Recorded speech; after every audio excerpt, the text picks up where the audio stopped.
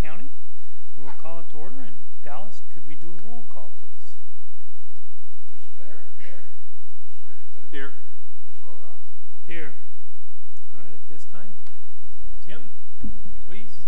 Let's pray. Thank you. God in heaven, we thank you that you've given us this opportunity today to be here. What a privilege it is to live in a land of abundance, to live in a great nation. We don't take that for granted. We know it's a gift from you. God, today, these men and women gathered and assembled will make decisions that are moral decisions. They affect our lives dramatically. Because of that, we ask for you to give them wisdom so that they know how to best spend the resources of our county, how best to govern the people, and that, God, we'd be a joy and a delight for them, that when they are out in the community, they feel our support, they know our care for them, for their families. God, would you just grant our county a beautiful future where each one of us uses the resources that you've given us, huge amounts of land, God, that we could use to bring prosperity not just to ourselves, but to people around the world. God, we thank you for the farmers. We thank you for even the precipitation we've been given from you, God, in the last days. We ask that this winter would fill up the reservoirs, and fill up the aquifers, and God, we would just experience a spring where everything comes back to life. At the same time, God, we thank you for the harvest of this year. All of it was from you. God, for our first responders, those men and women who daily put their lives on the line and watch out for our lives, would you please protect them today and in the coming days? Watch over their families. May their marriages be strong. May they not lose heart in the difficult situations that they find themselves, but they would be healed and cared for by you, God. So today, God, we commit our energies, our time, our efforts, everything to you. You're the great God. You're the one who sent your Son for us. We thank you. In Jesus' name, amen. Let's pledge allegiance. I pledge allegiance to the flag of the United States of America and to the republic for which it stands, one nation, under God, indivisible, with liberty and justice for all. Thank you.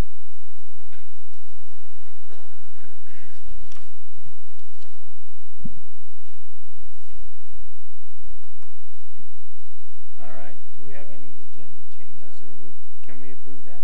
Mr. Chairman, I move that we approve the agenda as presented. Second. Okay. All in favor? Aye. Aye. On to the consent agenda. Anything good there? Mr. Chair, I move we approve the consent agenda items as presented. Second. All in favor? Aye. Aye. Okay, elected officials, department heads, and staff reports. Do we have anything to report there? Just one update on the change in the seasons brings a little moisture, and we're all very happy to see that moisture. It's been a true blessing. As we had a little wildfire pop up last Thursday at the south side of the county, we got road and bridge down there, got them around it. We're still not quite sure it was in El Paso County or our county, but we took care of it along with about 6 or 7 of the other first responding fire departments down there.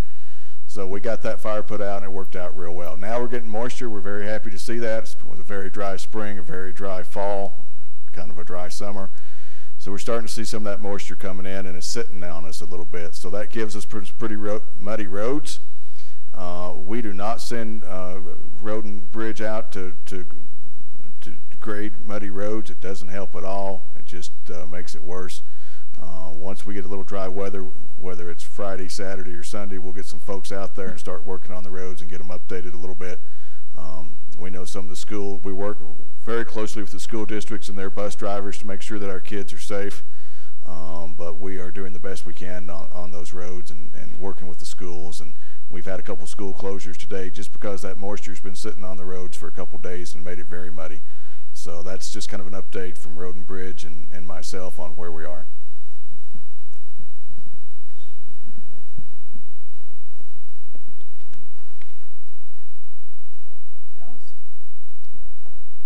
morning, Commissioners. Just want to remind you and everybody that the ballots will go out on the 15th, next Monday. We're all geared up and ready to go for that. We had a judge training last night. We'll have another one tomorrow afternoon. And so everything is full speed ahead on the elections. One thing I'd like to highlight when everybody gets their ballot, be sure and look at the voter instructions and read them closely. We've done something a little bit different this year. We have a mobile voter service and polling center, which is Denver currently does it. They spent about $150,000 on a custom-made mobile center. I just went down the street and asked the sheriff if we could borrow theirs. So we saved a little bit of money there.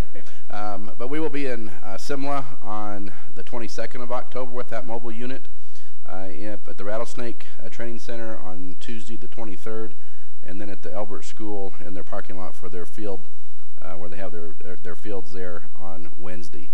It'll be a full-service center. We'll be able to do everything we can do in the office, everything from register voters, accept ballots, have people vote on machines, everything that we need. Just an effort to get out and take the opportunity to people out throughout the county. So looking forward to that. I hope it turns out well and something we can continue.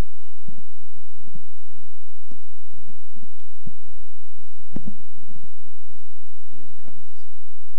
Nope. All right. On to the next part, open public comment. Remind folks, any comments unrelated to items under discussion or action planning, because you'll have the opportunity to comment at those times. No? Okay. On to first one is discussion item. First one we have up is presentation to Elbert County, the Agricultural Alliance. Diane Cribley? Thank you. All right. Yes, please. Might have to pull the mic closer. Yeah. What are you saying? How's that? Good. All right. Well, I'm Diane Cribley, and I am here on behalf of the Elbert County Agricultural Alliance, which is a relatively new nonprofit with our focus on education. And our members are people who have agricultural, rural-type businesses, as well as people who simply support that lifestyle. One of the things that we've seen as a need in this county is education on rural agricultural skills.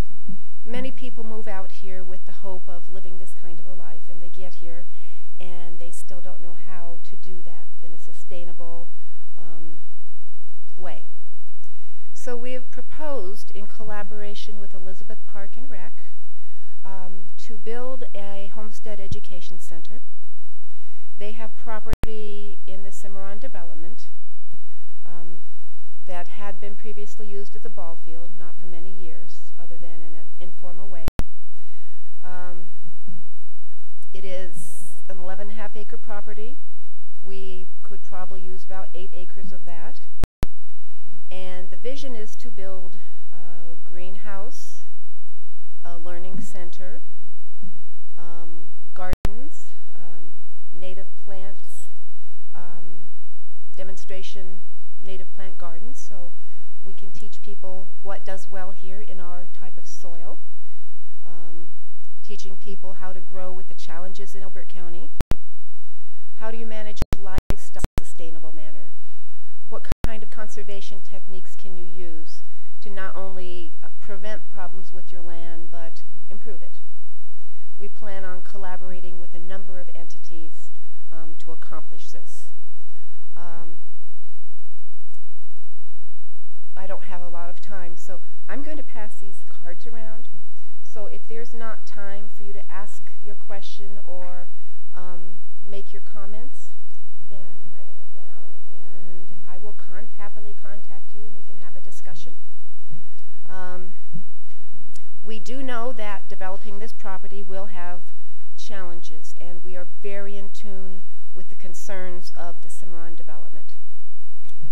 Before I go further, I should tell everyone where this property is in case you're not familiar with it. If you go towards Elizabeth, where you would turn left to go to Walmart, make a right. That is Cimarron Trail. And you go up a little ways and you'll see where that ball field has been. It's up by the mailboxes? Yes. Yeah. Correct. I noticed in the material you gave us, you had an online survey as well. We did. Yeah, okay. You do, it's in the Park and Rec did put out that online survey, and I've received the first 50 results. Out of that, there were 2 who did not want us to pursue this. The rest were very positive, including several who said, well, at our point in life, we wouldn't use it at all, but we think this is a great idea and support it.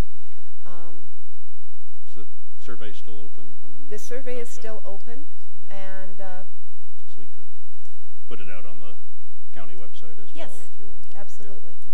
Yeah. Okay. And Park and Rec has put that out, and I'm trying to put out in a variety of places, but I'll make sure that the county can put that out as well. Okay. And That will be ongoing for a good while. All right. And from talking with you a few weeks ago, you said you were applying for COGA grant money. Yes. How much, and what are do you have matching requirements? And Very good question. Yeah.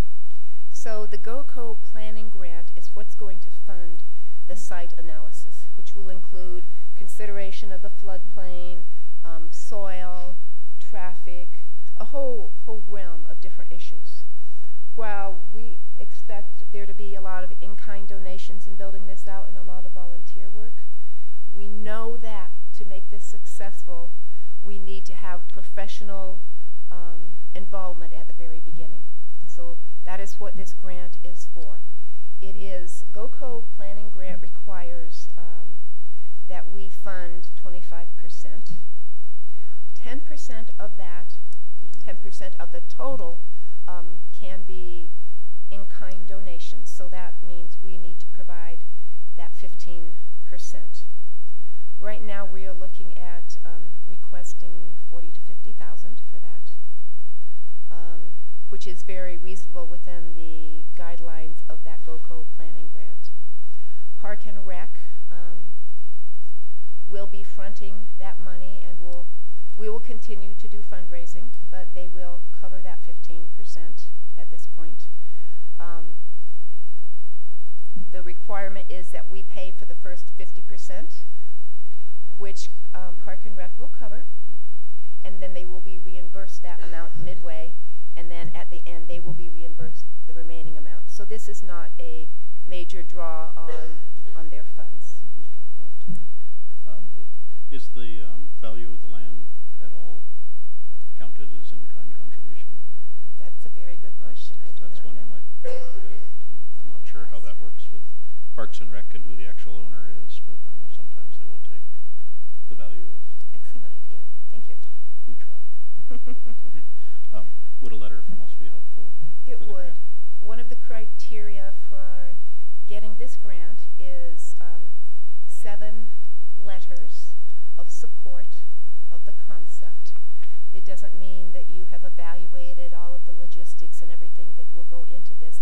It's simply a statement that you see value to our community. So that is what I am asking for today.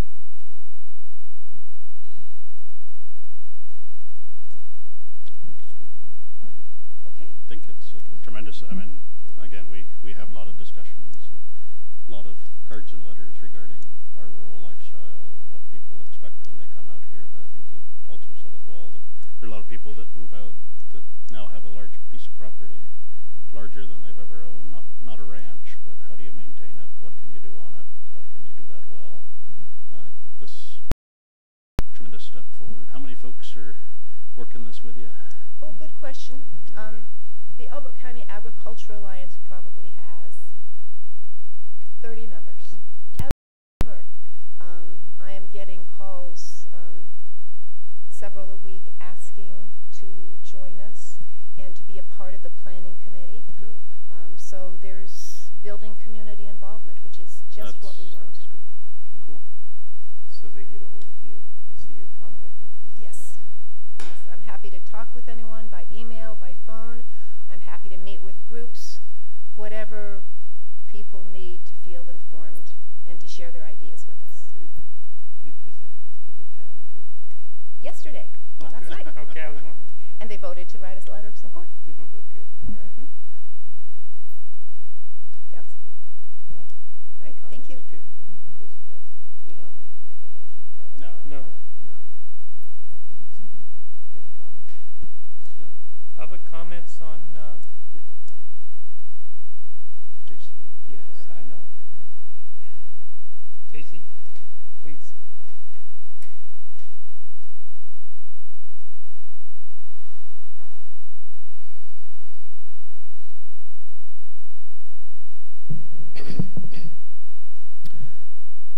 Commissioners Thayer, Wilcox, Richardson, thank you very much for allowing me to speak, and thank you, citizens.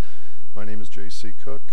I have served with the Elizabeth Park and Recreation District for approximately 9 years. I'm the current president of the Park District. Here to speak very briefly on the Alliance. Diane was not aware that I would be here today. Were you, Diane? Over the last almost 10 years, thousands of people have used Cimarron Park. We've only had one group actually come forward and say, hey, if we help you maintain it, could we routinely use this park free of charge? Diane and her Alliance is the first group ever to come forward and propose an idea of improving the park. And I've sat in on many meetings. Cimarron is a satellite park for us, and it presents a little bit of a challenge for the Park District to maintain. So I've sat in on many meetings where we discuss what could we do with this park to enhance it. I believe Diane and the Alliance have come up with a wonderful idea. They met with us a while back. We asked them a lot of tough questions. They had very positive, very good responses. 2 weeks ago, we met with, they held a public meeting for public comment. It was a bit of a challenge. They had about 40 people there.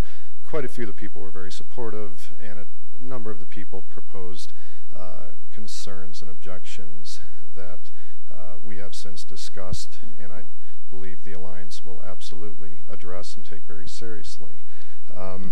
These concerns could possibly come before you. The biggest concern that I recognized was the folks who use their horses and the equestrian concerns and the access to the gulch that runs along the, what I call the south side of the property. I personally have used that gulch and those riding trails, and we will make sure that that continues and is not in any way obstructed. One gentleman who lives adjacent to the park, who's a very good friend of mine, had a concern about whether or not his house would be affected by any flooding. Diane and her group have recognized that this is in a flood plain. I believe they will make sure that that is researched fully. As I have walked the property, I do not believe anything that they will do will affect the flooding or the drainage. One gentleman raised a concern which I share, and that was whether or not Diane would go out with a chainsaw and cut down any of our trees. Our park is known for our trees, and we are blessed by these trees, and there will not be any trees being cut down, Diane. Thank you. Not any live ones. The only other concern was whether or not there would be birthday parties thrown there, and I don't know what to say on that one, but I kind of hope that there are. I like birthday parties. So I welcome you guys supporting this project, as does Park and Recreation.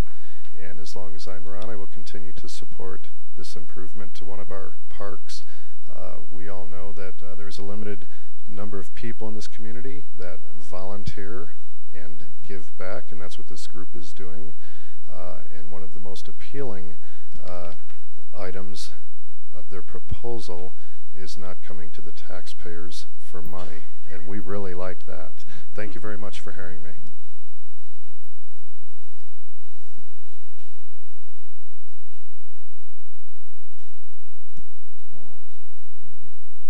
Yeah, good suggestion. Okay.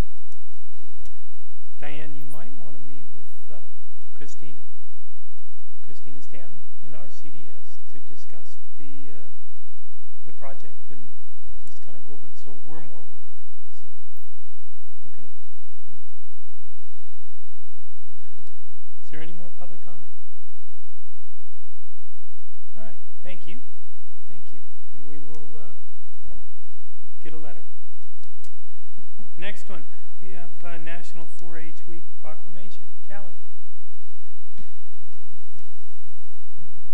Good morning, Commissioners. How are you today? Good morning. Prior to doing that, I'd first like to bring up Willie Wilkins. This is our new extension agent that started October 1st, just so that he can introduce himself to you guys, and then we'll have a 4-H'er speak to you. Hi guys, I'm Willie Wilkins, the new Ag Extension Agent, Natural Resources Management slash 4-H. Those would be the two things I'm involved with. Briefly, I grew up in Falcon, Colorado.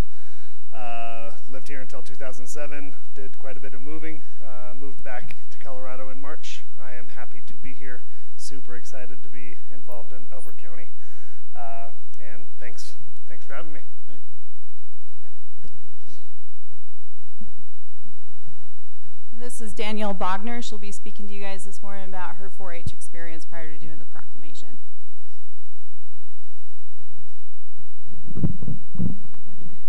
Hello, my name is Danielle Bogner. I am 15 years old and I have been a 4-H member for 6 years, going on 7 this year. This program has and continues to be amazing and invaluable. The opportunities that are made available to everyone are countless.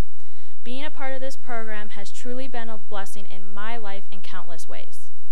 Being a part of this program, I have had opportunities to attend camps like Dare to Be You in Pueblo, Youth Fest in Larkspur, Colorado Leadership Conference in Glenwood Springs, State Conference in Fort Collins, and District Retreat this year in Divide.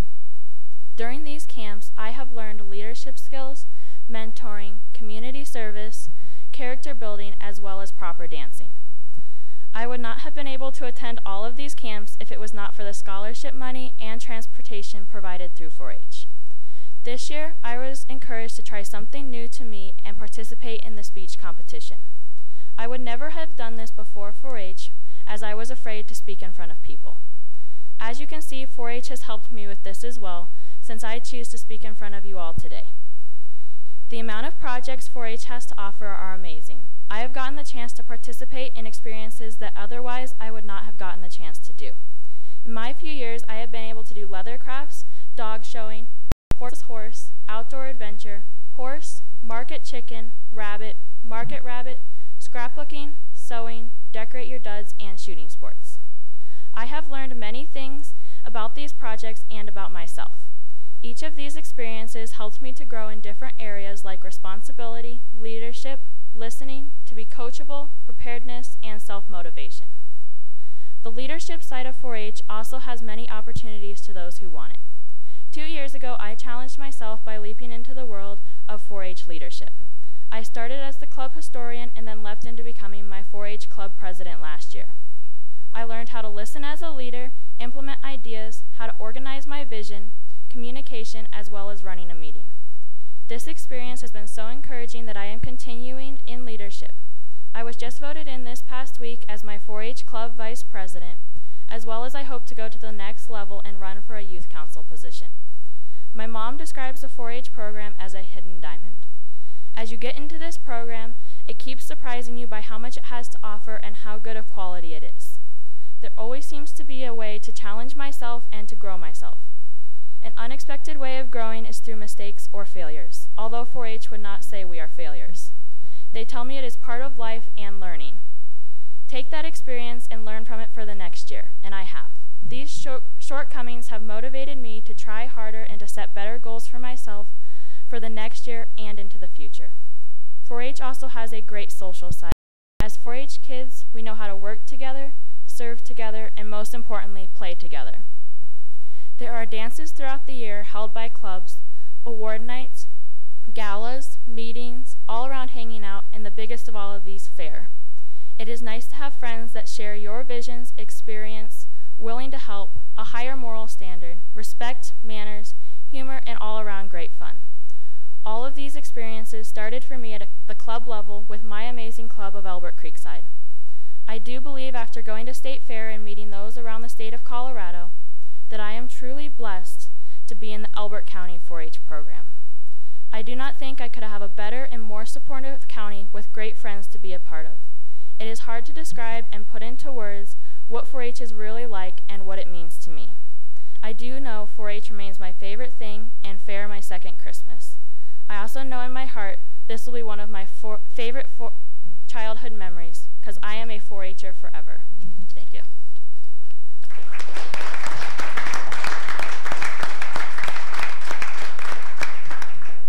Thank you, Danielle. We are so proud to have all of our 4-H'ers in Elbert County, and especially those who do take this big leap to come and talk to you guys, because it's a little intimidating.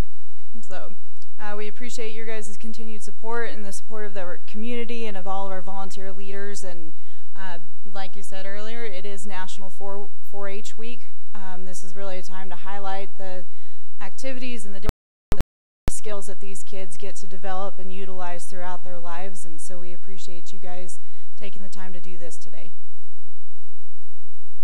And I don't know how proclamations work, so now it's your turn. I think Sam had it to read. Is Sam going to read it? Sam reads it? Yeah. Well, good. I'm prepared to read it. Okay. Proclamation: Elbert County recognizes National 4-H Week. Whereas 4-H is America's largest youth development organization, supporting nearly 6 million youth across the country, and whereas 4-H has helped hundreds of youth in Elbert County to become confident, independent, resilient, and compassionate leaders, and whereas 4-H has helped hundreds, whereas 4-H is delivered by Cooperative Extension, a community of more than 100 public universities across the nation that provides experiences where young people learn by doing through hands-on projects in the important areas of health, science, agriculture, and civic engagement. And whereas National 4-H Week showcases the incredible ways that 4-H inspires kids to do and highlights the remarkable 4-H youth in Elbert County who work each day to make a positive impact on those around them. And whereas 4-H network of nearly 500,000 volunteers and 3,500 professionals provides caring and supportive mentoring to all 4-Hers, helping them to grow into true leaders, entrepreneurs, and visionaries. Now, therefore, we, the Elbert County Board of County Commissioners, do hereby proclaim October 7th through 13th, 2018 as National 4-H Week throughout Elbert County, and encourage all of our citizens to recognize 4-H for the significant impact they have made and continue to make by empowering youth with the skills they need to lead for a lifetime. Thank you, Sam. Good comments up here. Kelly, thank you for bearing the load through the year. You look much more relaxed now that you have a partner on board.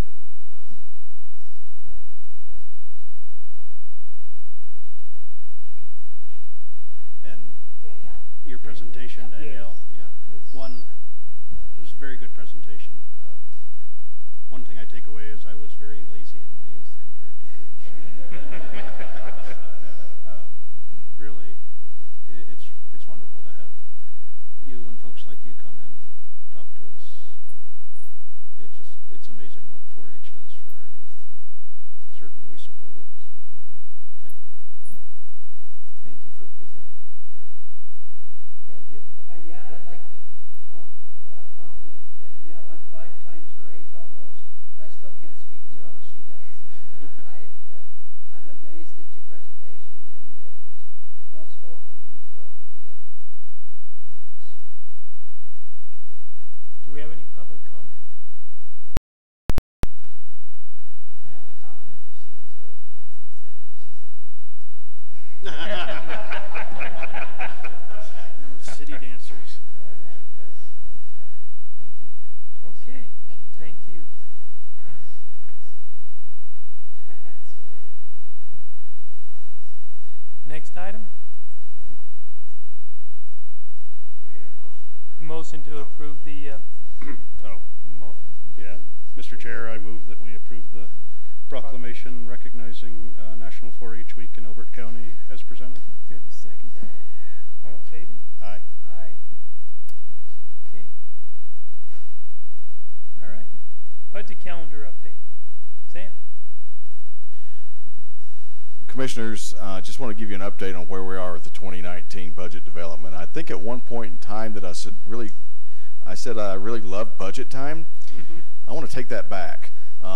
We're getting there. Budget is going fairly well. I've had one-on-one meetings with most of the directors and the elected officials. We've had 2 group meetings with the directors and elected officials. We're inputting final numbers right there that will meet everybody's goals, including the budget guidelines given down by the Board of County Commissioners. So just some milestone dates as we move forward with this. The county budget officer, which is you guys appointed me to do that, is required to deliver a draft budget to the Board of County Commissioners on October 15th. So you guys will have a draft budget by that date.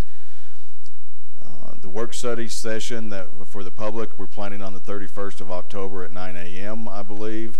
I'm sorry, that's a work study session with the commissioners, the elected officials, and directors. The public hearing on the budget will be the 14th of November at the BoCC meeting. December, we'll certify those mill levies like we did last year. The dates are TBD right now on that. And then no later than January 31st, 2019, we have to adopt the budget and submit it to the state. So with that, that's kind of where we are right now, and I am looking forward to having a nicely balanced budget to you guys on the 15th. Draft budget. One question I would have. Can we publish our draft budget online at that time? I will try and make that happen. Yep, absolutely. Great. Once we get on the 15th, I think we're good. So if it won't be, yeah, let me work on getting it out as close to the 15th as possible. I'll get it posted to the website. wherever we get it. So Yep. all right. I'll make sure you put the draft across it. Yeah, a great big draft across it. The only caveat to that is that we really like to see those third quarter financials, year-to-date financials, and the last quarter's projections before we finalize that budget. So that's kind of where we are right now. We're pushing hard to get those final September numbers input into the data sheets so that we can project out to year end, especially on the revenue side. That helps us quite a bit. So we're kind of just the draft you have will be a good draft, but there'll be some minor tweaking between. No, there will be changes. Yes, sir. Okay. All right. Any more comments up here? No? Any public comments on our budget update? Okay, on to action items. We have a few things to approve. First one, our August 29th minutes. Mr. Chairman, I move that we approve the August 29th special meeting minutes as presented, and not read. Second. Okay, do we have any public discussion on our minutes? Any discussion up here? All right, then all in favor? Aye. Aye. Next one, September 12th. Mr. Chair, I move that we adopt the September 12th, 2018 minutes as presented and dispense with the reading. Second. Okay, do we have any public comments on our minutes? Discussion up here? No?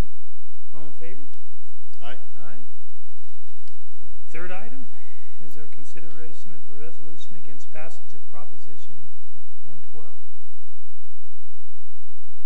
Do we have, Mr. Chair, to start discussion, I would move that we adopt the resolution that's been presented opposing Proposition 112. I second that motion and would like to make a couple well, of we're going to have a chance to make comments. So, okay, got that. You got the second. Do we have any public comments? Sir.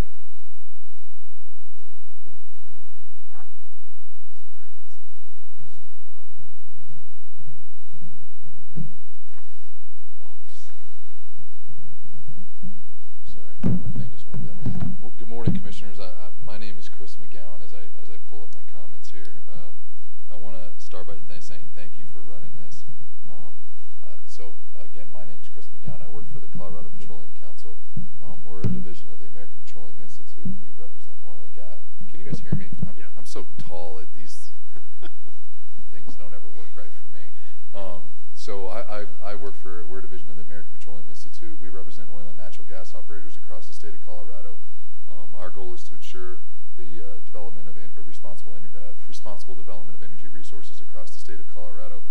Again, I want to thank you for your time. I want to thank you for letting us speak today, and I want to thank the staff and all the folks for coming out. I know public service isn't always easy, so I want to thank everyone today.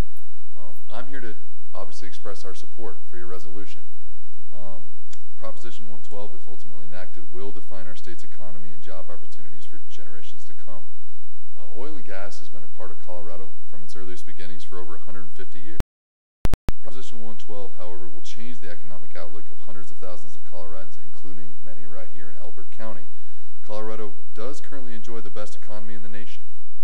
However, Prop 112 will result in entire communities finding themselves lacking essential funding for education, healthcare, and other needed services. The State Land Board just released a study that said over $230 million in education funding alone will be lost if Proposition 112 passes. A Colorado-based economic study also suggests that it will stifle hundreds of thousands of jobs across the state, which are both directly and indirectly supported by the oil and natural gas industry. The oil and gas industry in Colorado funds fully 6.5% of employment in the state of Colorado. It contributes $31.4 billion in economic impact per year and $1.2 billion in public funding. We do have the strictest rules on oil and gas development in the nation. In fact, over 40 mayors and several local governments, both municipal and county commissions, have come out in opposition to this devastating measure. As you consider your position today, I want to thank you. I want to thank you for your support of our industry. I want to thank you for your contributions in keeping Elbert County open for business and thriving. And I want to deeply thank your commitment to keeping Colorado energy proud. So thank you for your time, Commissioners. I really appreciate it. Oh, and I probably should encourage you to vote yes.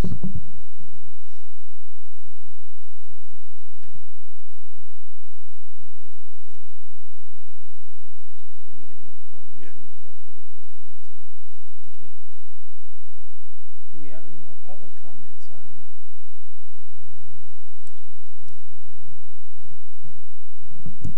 Morning, Commissioners. Jim Duvall, 40753 County Road 21. I personally am in favor of 112. I would expect governmental agencies, cities, and whatnot to possibly be against it. Certainly understand our industry representative's stance. The only other thing that I would bring up is if you pass a resolution on 112, you should probably consider all the other amendments and resolutions to take a position. And I think it puts you in an awkward position if you only pick out one or two. Just my thoughts. Okay, thank you.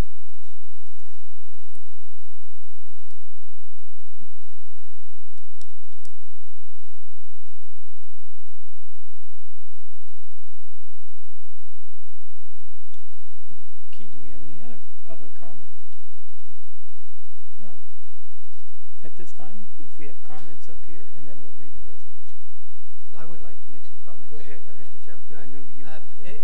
As a full disclaimer, the oil industry fed my family and educated my kids. So I've got a degree in petroleum engineering and some other degrees. But the whole point of it is that Mr. Duvall's comments there about comparing this resolution to what we might want to do on other ones. This one has the potential to impact the county in a very material way. Some of us that own significant lands out in the Eastern Plains own mineral rights. This is a property right. This is something that my family has put together for our future. This basically, 112 basically eliminates almost actually 98% plus of the drillable locations within the county. So basically what that means to me is this 112 basically confiscates significant future value to my family. I don't think that's fair.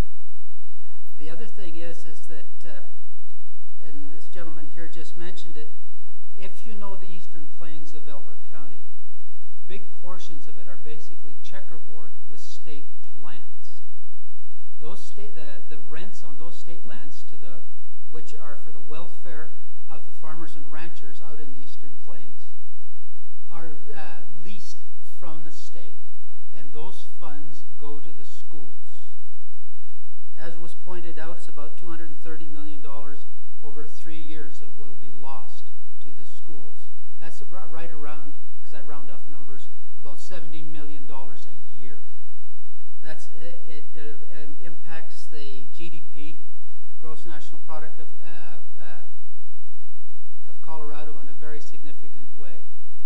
There has been, as everyone in this room knows, there's been limited ongoing new activity in this county for several years. Part of that was because of some regulations that the county had under a prior those have been repaired.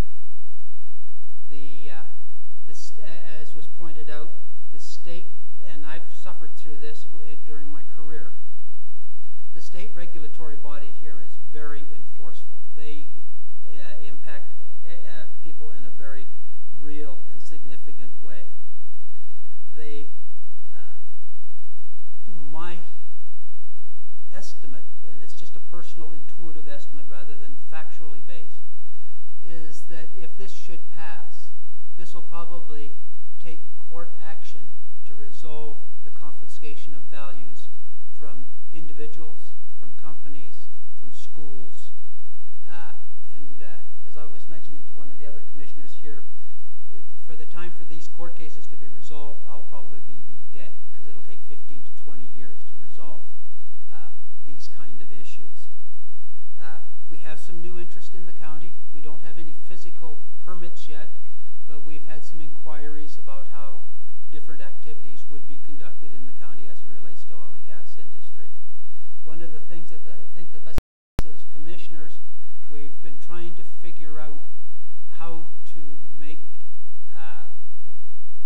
Elbert County receptive to economic activity. If you go through our budget, and we're going to have a draft here pretty soon, you will note that the amount of revenue that this county receives for economic activity is relatively small, certainly much less than the Gallagher Amendment would suggest that we should have. So I can go on this subject for weeks, months, years, I don't know. But the thing is that this 112 would have a substantial negative impact on the county. It would also, one of the things that is important to me, because I'm old, white, that 95% of the people that live in this county that are of working age work outside the county. $238 million, I think it is, $1 million a year of goods and services that are consumed and used by people within the county are purchased outside the county. If the oil and gas industry should become active again in our county, the amount of goods and services that are required to support an industry like that are significant. It would be very important to the future of the county, and me personally, to be honest. So I'm going to encourage that we approve this resolution.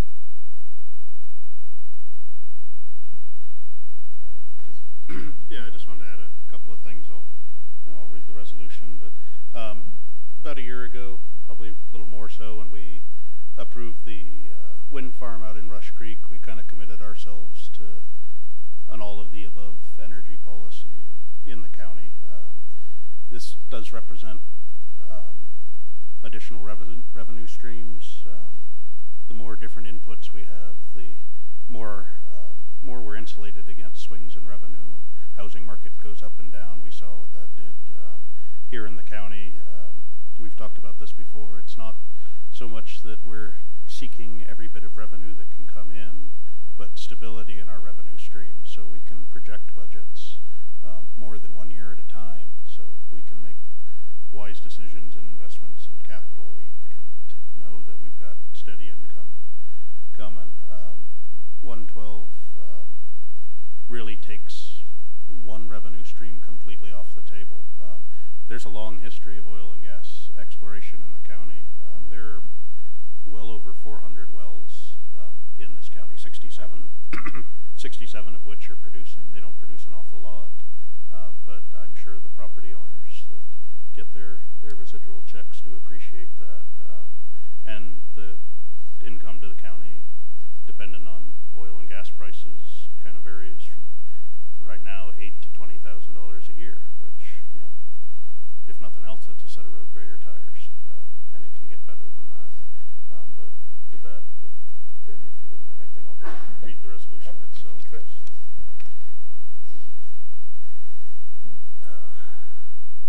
So this is a resolution presented to the Board of County Commissioners of Elbert County opposing Proposition 112, and it reads, Whereas Colorado is a major energy producing state, ranked 5th in the nation for natural gas production and 7th in oil production, according to U.S. government data, and whereas Colorado is widely recognized as a national leader in developing health, safety, and environmental protections, and whereas oil and gas development is a critical sector of the Colorado state economy, supporting jobs and supplying locally produced and affordable energy to households and businesses across the state, and whereas a study conducted by the REME Partnership, a coalition of energy business groups, found the setback initiative would eliminate over $26 billion annually in state GDP, more than $1 billion in state and local revenue per year, and almost 150,000 Colorado jobs by 2030.